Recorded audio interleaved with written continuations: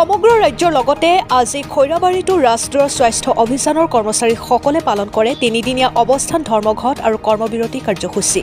সদৌ অসম স্বাস্থ্য আৰু কাৰিকৰী কল্যাণ সংস্থাৰ ৰাষ্ট্ৰীয় স্বাস্থ্য অভিযান অসমে কেতবোৰ দাবী পূৰণৰ সমৰ্থনত 4 মাৰ্চৰ পৰা 6 মাৰ্চলৈ ৰাজ্যজুৰি গ্ৰহণ কৰিছে এই কাৰ্যসূচী।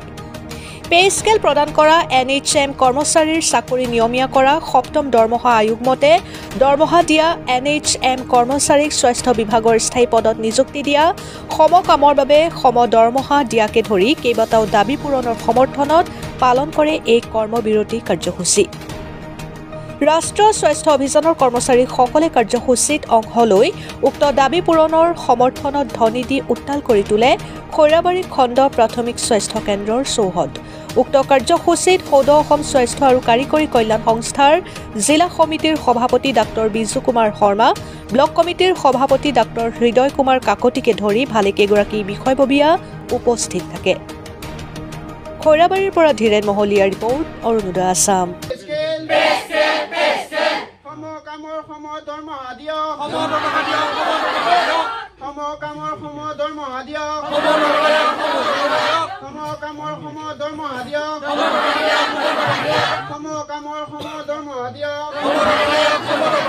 We want justice. Justice, justice. We want justice. Justice, justice. We want justice. Justice, justice.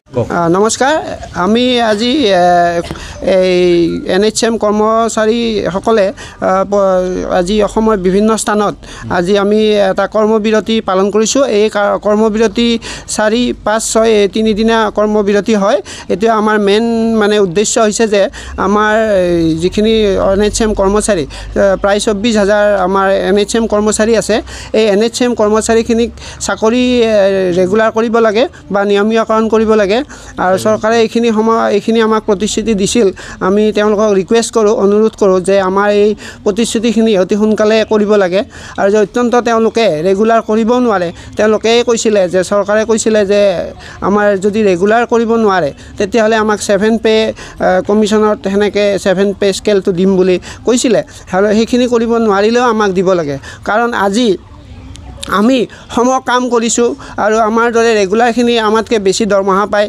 আমি এটা নিম্নমানৰ দৰমহাত আমি কাম কৰি আছোঁ, কিন্তু কাম একেটাই, অনলাইন অফলাইন চব কৰিব লাগে। আমাৰ নাৰ্ছবিলাক বা আমাৰ প্ৰত্যেকটো NHM কৰ্মচাৰী আজি সময়ে নাই, আজি ল'ৰা ছোৱালীক চাবই সময় নাই, এনেকুৱা এটা কণ্ডিশ্যন। গতিকে আমি এটা চৰকাৰক আমি ৰিকুৱেষ্ট, অনুৰোধ যে তেওঁলোকে এইটো কৰিব পাৰিব বা কৰিব লাগিব, যে আমি যিখিনি আমি ৰাখিছোঁ যে আমাৰ ৰেগুলাৰ কৰিব লাগে আমাৰ NHM কৰ্মচাৰীক, আৰু ৰেগুলাৰ কৰিব নোৱাৰিলেও তেওঁলোকে আমাক 7 পে কমিশ্যনটো দিব লাগে। আৰু 213 এটা ভাৰ্ডিক্ট মতে, সুপ্ৰিম কোৰ্টৰ ভাৰ্ডিক্ট মতে 2013 চনতে এটা ভাৰ্ডিক্ট দিয়া আছিলে যে আমাৰ 7 পে কমিশ্যনটো দিব লাগে বুলি। এই বস্তুটো তেওঁলোকে আমাক দিব লাগে।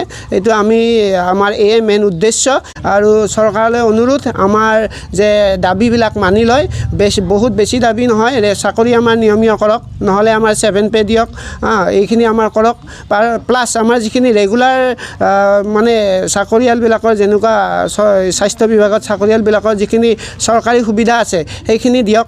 সেইখিনি প্ৰাপ্যৰ যোগ্য হয়, যিহেতু আমি ছেম কাম কৰিছোঁ, একে কাম কৰি আছোঁ তেওঁলোকৰ নিচিনা। গতিকে আমি সেইখিনি পাম বুলি পাব লাগিব, আমাক দিয়ক। সেইখিনি দাবী আমি আজি ৰাখিছোঁ আৰু এই দাবী লৈ আমি ইয়াতে আজি কৰ্মবিৰতি আজি পালন কৰিছোঁ। এই 4, 5, 6 এই তিনিদিনীয়া কাৰ্যসূচীৰে অসমৰ বিভিন্ন জাগাত, বিভিন্ন হেল্থ ইনষ্টিটিউট বা বিভিন্ন ব্লক বা জইণ্ট ডাইৰেক্টৰ অফিচবিলাকত আমাৰ আজি এই কৰ্মবিৰতি চলি আছে। আৰু চৰকাৰলৈ আমাৰ এইটো অনুৰোধ যে আমাক যেন এইটো সঁহাৰিটো দিয়ে, আমাৰ দাবীখিনি মানি লয়। তাৰোপৰি আৰু ক'ব লগা এইটোৱে আছে যে আমাৰ যিখিনি ৰেগুলাৰ পোষ্টৰ আমাৰ মানুহ আছে, স্বাস্থ্যকৰ্মী আছে, তেওঁলোকে যিখিনি সুবিধা পায়, হাউচিং লোন বা অন্যান্য যিবিলাক লোন আছে সেইবিলাক লোনৰ সুবিধা পায়, তেতিয়া আমি আজিলৈ নাপাওঁ। আৰু লাষ্টলি তেওঁলোকে দিম বুলিও কৈছে, কিবা গেজেট নটিফিকেশ্যনো ওলাইছিলে, এইখিনি দিম, গ্ৰেচুইটি দিম, কিবা দিম, এইবিলাকো কৈছে, কিন্তু আজিলৈ তেওঁলোকে আমাক একোৱেই নিদিলে। গতিকে এইখিনিৰ কাৰণে আমি ধৰ্ণা প্লাছ আমি কৰ্মবিৰতি পালন কৰিব লগা হৈছে। আৰু চৰকাৰলৈ আমাৰ অনুৰোধ যাতে আমাৰ এই দাবী পালন কৰে, আৰু নহ'লে ইয়াৰ পিছত আমি আৰু তীব্ৰ আমি এটা আন্দোলন গঢ়ি তুলিম আৰু তীব্ৰ আন্দোলনৰ কাৰণে আমি আগবাঢ়ি যাম। মাননীয় উচ্চতম ন্যায়ালয়ৰ নিৰ্দেশ পালন কৰক মাননীয় উচ্চতম ন্যায়ালয়ৰ নিৰ্দেশ পালন কৰক সমকামৰ সমাধান হোৱা দিয়ক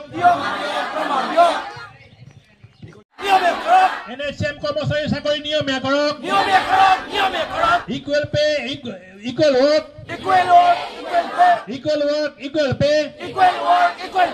সপ্তম দৰমহা আয়োগ পাতে দৰমহা দিয়ক সপ্তম দৰমহা আয়োগ পাতে দৰমহা দিয়ক আমাৰ দাবী